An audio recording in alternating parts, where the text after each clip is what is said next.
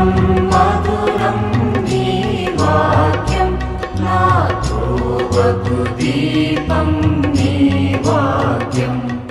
యేసు నామంలో మీకు శుభములు సమృద్ధిగా కలుగునుగాక. మధురం నీ వాక్యం అనే కార్యక్రమానికి స్వాగతం. ఈరోజు మనం లూకా సువార్త 15వ భాగంగా శిష్యుల లక్షణములు అనే అంశాన్ని ధ్యానించుకుందామండి. మధురం మధురం నీ వాక్యం నా త్రోవకు దీపం నీ వాక్యం. వాక్య భాగము లూకా 9వ అధ్యాయం. మీరు విన్న తర్వాత దయచేసి 9వ అధ్యాయం చదువుకొని మీరందరూ కూడా యేసు ప్రభు శిష్యులు కనుక ఆ గురువు యొక్క లక్షణాలు మనం కలిగి ఉండాలి. శిష్యులు అంటే గురువుతో ఉండి గురువు లక్షణాలని కలిగి ఉండి గురువు గారు నడిచిన అడుగు జాడల్లో నడవడం అన్నమాట. యేసు ప్రభు 12 మంది అపోస్తులు లేదా 120 మంది శిష్యులు అలాగే జీవించారండి. మనం కూడా ఆయన యొక్క శిష్యులు అన్నమాట. అయితే 9వ అధ్యాయం లూకా సువార్త 9వ అధ్యాయం అండి. ఆయన తన 12 మంది అపోస్తులకు కూడా సేవకి పంపించేటప్పుడు కొన్ని ఇన్స్ట్రక్షన్స్ ఇస్తారు. తర్వాత దయ్యాన్ని వెళ్ళగొట్టడానికి, రోగులను స్వస్థపరచడానికి ఆయన వాళ్ళకి అధికారాన్ని, శక్తిని ఇస్తారన్నమాట. అదే పరిశుద్ధాత్మ శక్తి. నిన్న మనం ధ్యానించుకున్నాం పెంతెకోస్తు. అది కంటిన్యూస్గా జరుగుతుందండి. పెంతెకోస్తు ఆ రోజు ప్రారంభమైంది. ప్రతిరోజు పెంతెకోస్తు. మీరు దేవుని వాక్యం వింటున్నారా? పరిశుద్ధాత్మ వాక్యంతో పాటు లోపలికి వెళ్తారు. వాక్యాన్ని చదువుతున్నారా? పరిశుద్ధాత్మ లోపలికి వెళ్తారు. వాక్యాన్ని విధేయించడానికి, చదవడానికి ఆయన శక్తిని ఇస్తారు. అంతేకాదు ఇంకా సువార్త ప్రకటించేటప్పుడు దేవుని యొక్క రాజ్యం సమీపించినది, దేవుని రాజ్యం వచ్చింది అని మీరు ప్రకటించండి.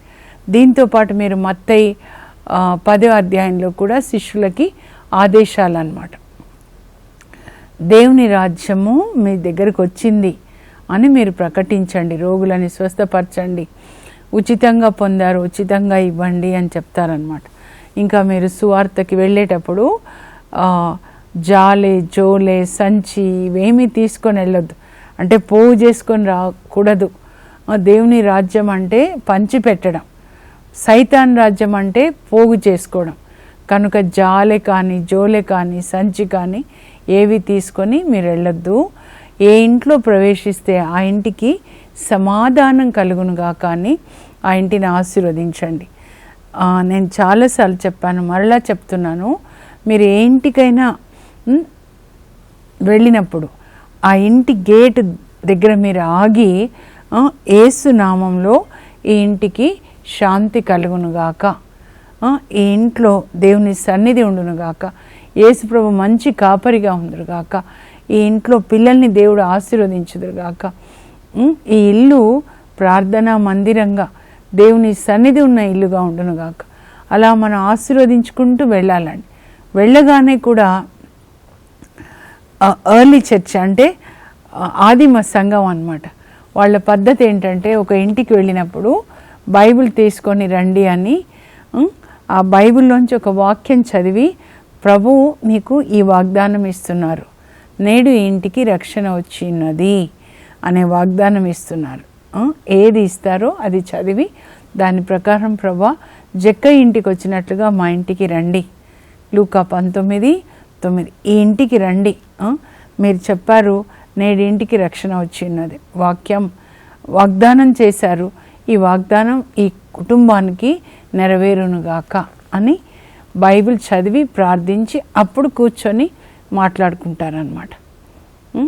అలా మనం కూడా ఉండాలి. ఈ లోక సంబంధమైన మాటలు వద్దండి. అవి దేవునికి సంబంధించినవి కాదు. దేవునికి సంబంధించిన వారు దేవుని యొక్క మాటలే మాట్లాడతారు. దేవుడు వారికి పరిశుద్ధాత్మని సమృద్ధిగా ఇస్తారని యోహాను 3:34లో ఉంటుంది. పరిశుద్ధాత్మని పొందుకోవాలండి మనం, అలా జీవించాలి. యేసు ప్రభు శిష్యులుగా మనం ఉండాలన్నమాట. ఇంకా ఆ తర్వాత ఏంటంటే 5,000 మందికి ఆహారం అండి. 9వ అధ్యాయంలో ముఖ్యమైనవి ఏంటంటే శిష్యులకి ఆదేశంలో ఇన్స్ట్రక్షన్స్ ఇస్తారు. ఆ తర్వాత 5,000 మందికి ఆహారం పెడతారు. ఆ తర్వాత మరి శిష్యుల లక్షణాలు, ఈరోజు మన టైటిల్ అదే కాబట్టి 4 లక్షణాలు యేసు ప్రభు చెప్తారండి. అవి ధ్యానించుకొని మనలో ఆ 4 ఉండేలాగా మనం చూసుకోవాలన్నమాట, చెక్ లిస్ట్ లాగా. ఆ తర్వాత దివ్య రూపధారణ, తాబోరు కొండ మీద మనం కూడా దివ్య రూపధారణ చెందాలండి. బైబిల్లో ఏది చదువుతామో యేసు ప్రభు గురించి మనం రోజు రోజుకి అలా యేసు ప్రభులాగా మారాలి. ఈ వరల్డ్లీనెస్ నుంచి గాడ్లీనెస్ అన్నమాట. ఈ లోకరీత్యా తినడము, త్రాగడము, షాపింగ్లు అన్నీ రోజు రోజుకి విడిచిపెట్టుకొని శరీరాన్ని ఎప్పుడు కూడా పోషించడము, అలా కాకుండా శరీర వాంఛల చొప్పున కాకుండా దేవుని చిత్త ప్రకారం ఆత్మ చెప్పిన విధంగా, మనలో నివసించే పరిశుద్ధాత్మ చెప్పిన విధంగా మనం జీవించాలన్నమాట. శరీరానుసారులు దేవుని సంతోషపెట్టలేరు. రోమా 8:8 ఉంటుందన్నమాట. మనం ఆత్మలో జీవించాలి. ఓకేనా? ఇక్కడ యేసు ప్రభు మరి 9వ అధ్యాయం లూకా 9 అండి. మనం మత్తయి 14 చూస్తే కూడా బాప్తిస్మ యోహాన్ని శిరచ్ఛేదనం చేసినప్పుడు యేసు ప్రభు డిస్టర్బ్ అయి ఉంటారు కనుక ఆయన ఒంటరిగా ఒక ప్రదేశానికి వెళ్ళినప్పుడు ప్రజలు వస్తారనమాట. అప్పుడు యేసు ప్రభు వాళ్ళని చూసి జాలిపడి వాళ్ళలో రోగులందరినీ స్వస్థపరుస్తాడనమాట. తర్వాత దేవుని యొక్క రాజ్యం ఎలా ఉండాలని బోధిస్తూ ఉంటాడు. దేవుని బిడ్డలు ప్రేమ కలిగి ఉండాలి, మీకున్నది ఇతరులతో పంచుకోవాలి, ఒకరినొకరు ప్రోత్సహించుకోవాలి, ఒకరు రోగిగా ఉన్నప్పుడు సహాయం చేయాలి మీరు. అలా చాలా పరలోక విషయాలు చెప్తారు. మనం పరలోక పౌరులు, ఈ లోకానికి చెందిన వాళ్ళు కాదు, ఈ లోకంలో ఉంటున్నాం కానీ పరలోక తండ్రి బిడ్డలు. ఎలా ఉండాలంటే యేసు ప్రభులాగా ఉండాలి అని, ఆయన తనని అనుసరించండి అని ఆయన జీవించి మనకి బోధిస్తాడనమాట.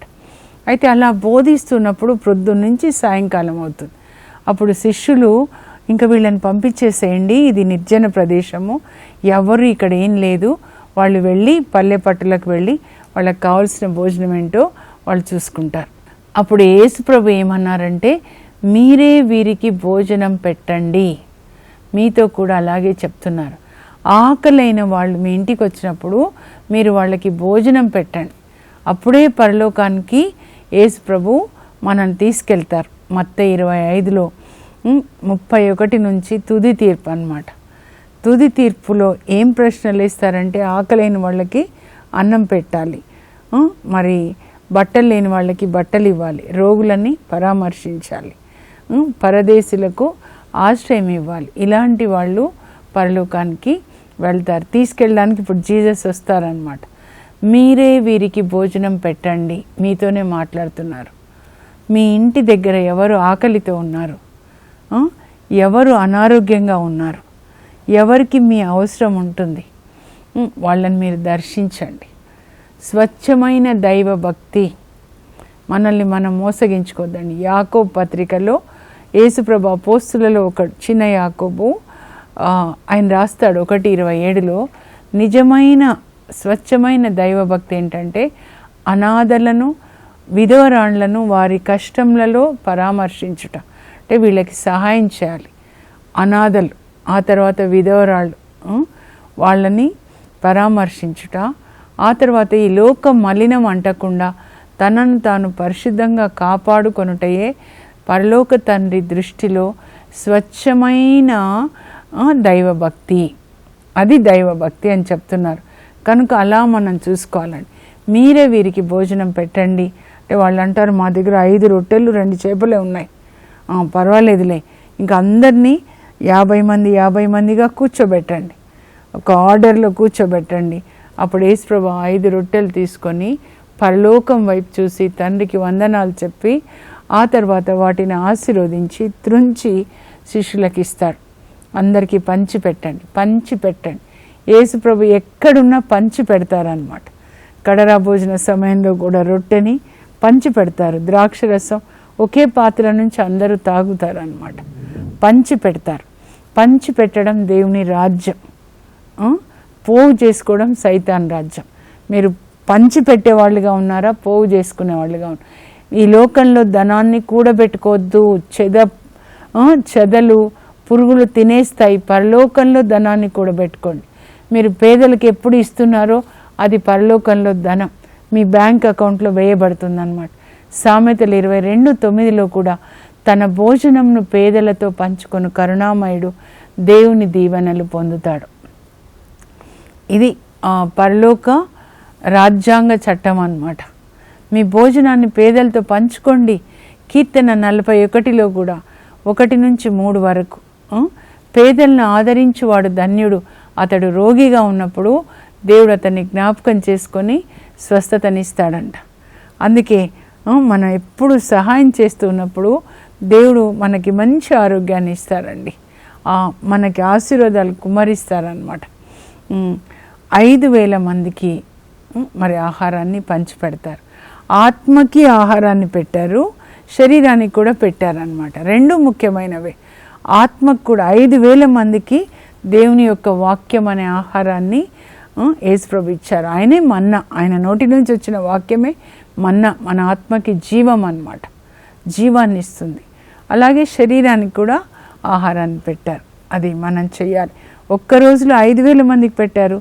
మనము మన జీవితం అంతా కౌంట్ చేసుకొని 5,000 మందికి మనం కూడా ఆహారం పెట్టాలి. రోజు ఒకరికి. మదర్ తెరీసా తల్లి అంటారు, మాలాగా కాదు కానీ హెల్ప్ 1 person a day. రోజుకు ఒక్కరికి మీరు సహాయం చేయండి. ఆ తర్వాత ఏంటంటే వాళ్ళు కైసారియా ఫిలిప్ అనే ఒక ప్లేస్కి వెళ్తారండి. అక్కడ యేసు ప్రభు శిష్యులు మాత్రమే ఉంటారనమాట. అప్పుడు అడుగుతారు ప్రజలు, నేను ఎవరని అనుకుంటున్నారు అని అడుగుతారు. అప్పుడు వాళ్ళు చెప్తారు బాప్తిస్మ యోహాన్ అని, లేకపోతే ఏలియా ప్రవక్త అని, ఇర్మియా అని, పూర్వ ప్రవక్తల్లో ఒకరు, అందువల్లనే ఇలా అద్భుతాలు జరుగుతున్నాయని. అప్పుడు ప్రభు ఏమంటారంటే, సరే మరి మీరేమనుకుంటున్నారు నా గురించి అని. అప్పుడు పేతురు వెంటనే ఆన్సర్ ఇస్తాడండి, you are the Christ son of the living God అంటారు. మీరు దేవుని కుమారుడైన క్రీస్తు, మెస్సయ్య. క్రీస్తు అంటే క్రిస్తోస్ గ్రీక్లో అంటే అభిషిక్తుడు, దేవునిచే అభిషేకించబడినవాడు. ఎందుకొరకు అభిషేకించబడ్డాడు? యెషయా 61:1-2 వచనాలండి. దేవుని ఆత్మ నాపై ఉన్నది, పేదలకు సువార్త బోధించడానికి ఆయన నన్ను పంపించాడు, నన్ను అభిషేకించాడు. గ్రుడ్డి వారి కన్నులు తెరవడానికి, ఆత్మ సంబంధమైన గుడితనం, చెరలో ఉన్న వారిని విడిపించడానికి, సైతాను చెర, ధనాశ, త్రాగుడు, విందులు, వినోదాలు, అసూయ, అబద్ధాలు, ఇట్లాంటివన్నీ మాత్సర్యం, అలాంటి చెరలోంచి విడిపించడానికి, బందీలకు విముక్తిని ప్రకటించడానికి, అనుగ్రహ వస్త్రాన్ని ప్రకటించడానికి ఆయన నన్ను పంపించాడు. అదే అన్నమాట క్రీస్తు అంటే. పరలోక తండ్రి యేసు ప్రభుని అభిషేకించి ఈ పని చేయడానికి ఈ లోకానికి పంపించాడనమాట. సో మనం కూడా అలాగే దేవుని పని చేయాలండి. యేసు ప్రభుని మిగతా వాళ్ళు ఏమంటున్నారు, నువ్వు వడ్రంగి కుమారుడు కానీ దేవుని కుమారుడు అని చెప్తున్నావు అని సిలువ వేస్తారు ప్రధాన అర్చకులు, పరిసయ్యులు, పెద్దలు. కానీ ఈ చేపలు పట్టుకునే ఈ బెస్త వాళ్ళు, పేతురు ఏమంటున్నాడంటే నీవు దేవుని కుమారుడు. అందుకే మరియ తల్లి జోజప్ప గారు దేవాలయంలో బాబుని సమర్పించడానికి వచ్చినప్పుడు సిమియోన్ భక్తుడు ఏమంటాడు, ఈయన ఒక కాంట్రవర్షియల్ పర్సన్గా ఉంటాడు, వివాదాస్పదమైన గుర్తు. ఏంటంటే దేవుని కుమారుడని కొందరు, మరి వడ్రంగి కుమారుడని కొందరు అన్నమాట. యేసు ప్రభు దేవుని కుమారుడు అని వీళ్ళు గుర్తించారండి. అందువల్ల వీళ్ళు రక్షణ పొందారు, అనేకుల రక్షణకి వీళ్ళు కారణమయ్యారనమాట. ఆయన దేవుని కుమారుడు. ఆ తర్వాత ఏంటంటే ఇంకా శిష్యుల లక్షణాల గురించి చెప్తున్నారండి. యేసు ప్రభు వాళ్ళందరితో ఏమంటారంటే, నన్ను అనుసరింపగోరువాడు తనను తాను త్యజించుకొని తన సిలువనెత్తుకొని నన్ను అనుసరించాలి. లూకా 9:23 అండి. యేసు ప్రభు ఎక్కువ మార్లు మాట్లాడిన మాట ఏదైనా ఉంది అంటే 4 సువార్తల్లో ఈ మాటే. 7 సార్లు ఇదే మాట మాట్లాడతారండి. నన్ను అనుసరింపగోరువాడు తనను తాను త్యజించుకొని ప్రతి దినము తన సిలువనెత్తుకొని నన్ను అనుసరించాలి. తన సిలువ అంటే యేసు ప్రభువు ఏంటి సిలువ? ఆయన తన శరీరం మీద మన పాపం, మన రోగం, మన శాపం, మన పేదరికం అన్నీ ఆయన తీసుకున్నాడు. మనం వేటిని సిలువ వేసుకోవాలంటే మన శరీరంలో ఉన్న కోరికల్ని సిలువ వేసుకోవాలి. మన శరీరంలో నుంచి పుట్టగొడుగుల్లాగా కోరికలు వస్తూ ఉంటాయండి. వాటిని మనం సిలువ వేసుకోవాలన్నమాట, యేసు ప్రభుని అనుసరించాలంటే. అందుకే గలతీ 5:24 పౌలు రాస్తాడు, క్రీస్తు యేసునకు చెందిన వాళ్ళు తమ శరీర వాంఛల్ని సిలువ వేసుకోవాలి. ఇంకా ఫిలిప్పి 3వ అధ్యాయంలో మీరు చదివితే అండి 17 నుంచి 21 వరకు చాలా ముఖ్యమైనది. పౌలు ఏమంటాడంటే, నన్ను అనుసరించండి, నేను ఎట్లా యేసు ప్రభుని అనుసరిస్తున్నానో నన్ను అనుసరించండి, అలాగే మేము చూపిన సదా ఆదర్శాన్ని మీరు అనుసరించండి, పాటించండి. మేమంటే ఇక్కడ అపోస్తులు ఎలా జీవించారో మీరు అలా జీవించండి. కన్నీటితో నేను మీకు రాస్తున్నాను. ఇంతకు ముందు కూడా అలాగే చెప్పాను నేను. ఏంటి అనంటే, కొంతమంది క్రీస్తు యేసు సిలువకు శత్రువులుగా జీవిస్తున్నారు. అంటే యేసు సిలువకు శత్రువులు అంటే వాళ్ళ శరీర వాంఛల్ని ఏవి కూడా సిలువ వేసుకోకుండా, శరీరంలో ఇది తాగు, ఇది తిను, ఇది ధరించు, ఇది నేత్రాశ, ఇది కొనుక్కో, ఇది కొనుక్కో, ఏది జీవపు డమ్మ, ఏ కోరికలు శరీరం నుంచి పుడుతున్నాయో వాటి ప్రకారం జీవిస్తున్నారు. ఒక్క కోరిక కూడా సిలువ వేసుకోవట్లేదంట. అట్టి వారికి దేహవాంఛలే వాళ్ళ దైవం అన్నమాట. దేన్ని ఆరాధిస్తున్నారంటే దేహంలోంచి పుట్టే వాంఛలు, ఇది తినాలి అని ఆ దయ్యం, తిండిపోతు దయ్యం చెప్పింది అనుకోండి శరీరంలో, వెంటనే అది తినడం అన్నమాట. ఇది త్రాగాలి, త్రాగుబోతు పిచాచు చెప్పింది అనుకోండి, నేత్రాశ, ఈ కారు కావాలి, ఈ సెల్ ఫోన్ కావాలి, అన్ని కోరికల్ని వాళ్ళు ఏం చేస్తున్నారంటే తీర్చుకుంటున్నారు. ఆ దేహ వాంఛలకి వాళ్ళు బానిసలైపోయి అవే వాళ్ళకి దైవాలు అయిపోయినాయి అన్నమాట. శరీర వాంఛలు తుదకు నరకమే వారికి నివాసము కాగలదు. అలాంటి వాళ్ళు, ధనికుడు ఎట్లా నరకానికి వెళ్ళాడో శరీర వాంఛల చొప్పున జీవించి, అలాంటి వాళ్ళకి నరకమే వాళ్ళ నివాసం, ఆత్మ అక్కడికి వెళ్ళిపోతుంది. కానీ మనము పరలోక పౌరులు, పరలోక తండ్రి బిడ్డలు కనుక యేసుక్రీస్తు రెండవ రాకడ కొరకు వేచి ఉందాము. అప్పుడు ఆయన వచ్చినప్పుడు, మహిమలో వచ్చినప్పుడు ఆయన ఏమై ఉన్నాడో మనం కూడా అదే అయి ఉంటాం.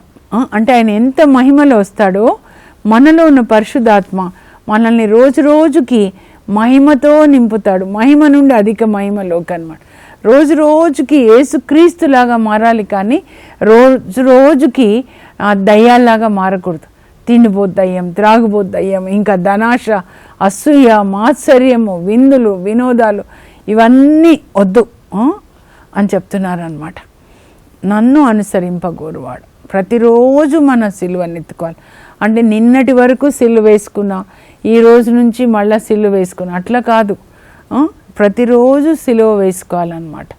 అందుకే పరిశుద్ధాత్మ మనలోనికి వచ్చినప్పుడు మీరు ఆత్మ చేత, పరిశుద్ధాత్మ శక్తి చేత ఆ శారీరక క్రియల్ని నశింపజేస్తారు, పాప క్రియల్ని నశింపజేస్తారు. రోమా 8లో పౌలు రాస్తాడు, 8:13 అన్నమాట. పరిశుద్ధాత్మ వచ్చాడంటే లోపలికి డిఐజీ ఆఫీసర్ లాగా ప్రతి ఒక్క ఆ దయ్యపు శక్తులను ఆయన ఏం చేస్తాడంటే కాల్చేస్తాడు, ఆయన అగ్నిలో కాల్చేస్తాడు అన్నమాట. అందుకే we need Holy Spirit God. ఇది మొదటిదండి. మొత్తం 4 లక్షణాలు మీరు జాగ్రత్తగా చదివి రాసుకోనండి. ఇప్పుడు మళ్ళీ లూకా 9:57 నుంచి చూద్దామండి. ఇంకొక 3 లక్షణాలు అన్నమాట. యేసుప్రభు అలా వెళ్తుంటే గొప్ప జన సమూహం ఆయన వెనకాల వస్తున్నారు అన్నమాట. అప్పుడు ఒక ఆయన అంటాడు, ప్రభా మీరు ఎక్కడికి వెళ్తే నేను అక్కడికి వస్తా, మీతోనే ఉంటా. అవునా? అయితే నక్కలకు బొరియలు, ఆకాశ పక్షులకు గూడు ఉన్నాయి, కానీ మనుష్య కుమారునికి తల దాచుకోవడానికి స్థలం లేదు. సో నా శిష్యులుగా ఉండగోరిన ఎడల మీకు కంఫర్టబుల్ లైఫ్ ఉండదు. అందుకే పౌలు రాస్తాడండి 2 కొరింథీలో 11వ అధ్యాయం మీరు చదివితే 22 నుంచి కూడా ఆయన రాస్తాడు. ఈ సువార్త సేవలో ఆయనకి ఎన్ని బాధలంటే, యూదులు 39 కొరడా దెబ్బలు 5 సార్లు కొడతారు, రోమీలు 3 సార్లు కొడతారు. ఆ తర్వాత ఓడ పగులుతుంది, 3 సార్లు ఓడ షిప్ బ్రేక్ అవుతుంది. ఒకసారి 24 గంటలు అలా సముద్రంలోనే ఉంటాడనమాట. ఇంకా ఆ తర్వాత ఏంటంటే తరచూ నాకు శ్రమ, నిద్ర ఉండేది కాదు, తల దాచుకోవడానికి చోటు ఉండేది కాదు, ఆకలి, అయినా కూడా వీటన్నిటికంటే ఎక్కువగా దైవ సంఘంలను కూర్చిన వేదన నాకు ఎక్కువగా ఉంటుంది. నాకు కూడా అనిపిస్తుంది, ఎందుకు దేవుడు మనకి బైబిల్ గ్రంథాన్ని ఇచ్చారు, మన సొంత భాషలో చదవడానికి కదా. ఇది రాయడానికి 1500 సంవత్సరాలు పట్టింది. ఒక్కరోజు బైబిల్ గ్రంథాన్ని చదవరా? దేవుని మాటకు విలువ ఇవ్వరా? మీ ప్రియమైన వాళ్ళు లెటర్ రాస్తే చదవకుండా ప్రక్కన పడేస్తారా? దేవుడు రాసిన ప్రేమ లేఖ ఇది, ఎప్పుడు చదువుతారు. ఇప్పుడు చదవండి, ఒంటరిగా చదవండి. అక్కడ ఇక్కడ ఈ చర్చి ఆ చర్చి వెళ్ళే అవసరం లేదు. మన మాస్లో వాక్యం విన్న తర్వాత మీరు సొంతగా చదువుకోండి, అర్థమవుతుంది. ముఖ్యంగా 4 సువార్తలు మంచిగా అర్థమవుతాయి అన్నమాట. ప్రభు చెప్తున్నారు కంఫర్టబుల్ లైఫ్ ఉండదని. ఇంకొకరితో జీసస్ చెప్తారు, నువ్వు నన్ను అనుసరించంటే నేను అనుసరిస్తాను, కానీ మా నాన్న చనిపోయాడు, నాన్నని సమాధి చేసి వస్తానంటే మృతులనే సమాధి చేయనిండు, నువ్వు నన్ను అనుసరించు అంటారు. మృతులే ఎట్లా సమాధి చేస్తారు? నేను చాలాసార్లు పరిశుద్ధాత్మ పొందకముందు ధ్యానించేదా, చచ్చిపోయిన వాళ్ళని ఎట్లా చేస్తారు జీసస్ అంటే? ఆత్మలో చచ్చిపోయిన వాళ్ళు ఉన్నారు చాలామంది. ఇంకా వాళ్ళు ఆత్మలో చచ్చిపోయిన వాళ్ళు శరీర వాంఛలే, వాళ్ళు ఆత్మలో చచ్చిపోయిన వాళ్ళు శరీరంలో చచ్చిపోయిన వాళ్ళని సమాధి చేస్తారు. వాళ్ళు పర్ఫెక్ట్గా చేస్తారు. సమాధి ఎలా చేయాలి, ఎప్పుడు దీపం పెట్టాలి, మళ్ళీ ఎప్పుడు దినాలు చేయాలి, మళ్ళీ అప్పుడు తాగాలి. కొంతమంది, అందరు కాదండి. పెళ్ళికి తాగడమే, కొంతమంది చనిపోతే తాగడమే కదా. వాళ్ళు ఉన్నారులే, ఆత్మలో చనిపోయిన వాళ్ళు ఇవన్నీ చేస్తారు, సమాధులు కట్టించడము అవి చేస్తారు. నీవు నన్ను అనుసరించు. ఇంకా 3వ వ్యక్తి ఏంటంటే, నేను మిమ్మల్ని అనుసరిస్తా ప్రభా, కానీ నా తండ్రికి చెప్పి వస్తాను. అప్పుడు ప్రభు అంటారు, నాగలి మీద చేయి పెట్టి వెనుకకు తిరిగి చూచువాడు నాకు యోగ్యుడు కాదు. ఒకసారి దేవుడు మనకు ఒక పని ఇచ్చారు స్వార్థ బోధన కొరకు. మళ్ళా నా ఇంటి వాళ్ళు ఎట్లా, ఆయన దేవుడు చూసుకుంటారు మన ఇంటి వాళ్ళని. థామస్ వారు మన దేశానికి వచ్చారు, పేతురు యోహాన్ రోమ్కి వెళ్ళి సువార్త బోధించారు. మరి వాళ్ళ ఇంటి సంగతి అండి ప్రభు చూసుకుంటారు. సువార్త బోధిస్తున్నప్పుడు నా ఇంటి వాళ్ళు ఇలా ఆయన చూసుకుంటారు అన్నమాట. మళ్ళీ వెనక్కి తిరిగి చూడద్దు, అది చెప్తున్నారు. ఇంకా దివ్య రూపధారణ, ఇది ఒకటి చెప్తానండి. యేసు ప్రభు మరణానికి ముందు అన్నమాట, శిలువ మరణానికి ముందు మరి తాబోరు పర్వతం మీదకి వెళ్ళి ఆయన ప్రార్థన చేసుకుంటారు. ఆయనతో పాటు పేతురు, యాకోబు, యోహాన్ ముగ్గురిని తీసుకెళ్తారు. ఆయన ప్రార్థన చేసుకుంటున్నప్పుడు ఆయన ముఖము తెల్లగా ప్రకాశవంతంగా అయిపోతుంది, వస్త్రాలు కూడా తెల్లగా ప్రకాశిస్తూ ఉంటాడనమాట. ఆయన ఆ ప్రకాశం అంటే దివ్య రూపధారణ అంటే ఇప్పుడు వీళ్ళకి చూపిస్తున్నాడు ఆయన దైవ స్వభావాన్ని అన్నమాట. వడ్రంగి కుమారుడు అనుకుంటున్నారు అందరూ, కాదు, దేవుని కుమారునిగా తన దైవ స్వభావం ప్రకాశిస్తున్నాడు. ఎవరు సమీపింపరాని తేజస్సును కలిగి ఉన్నాడు, సియోనులో ప్రకాశిస్తున్నాడు దేవుడు. ఆ దేవుని యొక్క స్వభావాన్ని చూస్తారు. అప్పుడు ఇద్దరు ఏలియా, మోషే వచ్చి ఆయనతో మరణాన్ని గురించి మాట్లాడుతూ ఉంటారనమాట, యేసు ప్రభు శిలువ మరణాన్ని గురించి. అయితే నిద్రమత్తులో ఉంటారు వీళ్ళు ముగ్గురు. అకస్మాత్తుగా లేస్తాడనమాట పేతురు. లేచినప్పుడు ఏలియా, మోషే ఇద్దరు యేసు ప్రభుతో మాట్లాడుతున్నారు. ఈయనకి ఎలా కనపడింది దివ్య రూపధారణ అంటే ఆత్మలో అన్నమాట.